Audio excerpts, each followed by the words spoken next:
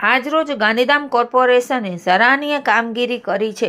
જાણ થતાં જ ગણતરીના કલાકોમાં આદિપુર વિસ્તારમાં સાફ સફાઈ શરૂ કરાઈ।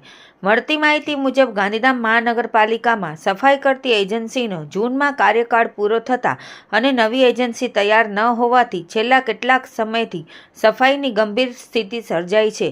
જોકે વહીવટીતંત્રે દાવો કર્યો છે કે સપ્તાહમાં નવી એજન્સી કાર્યભાર સંભાળશે ત્યાં સુધી મનપા પોતાના સ્ત્રોતોથી સફાઈના પ્રયાસો કરી રહી છે। જે અનુસંધાને corporation deputy commissioner Sanjay Kumar Ramanuj દ્વારા જણાવવામાં આવ્યું હતું કે ગાંધીધામ અથવા તો આદિપુર વિસ્તારમાં ક્યાંય પણ ગંદકી જણાઈ આવે તો મનપાનું ધ્યાન દોરશો।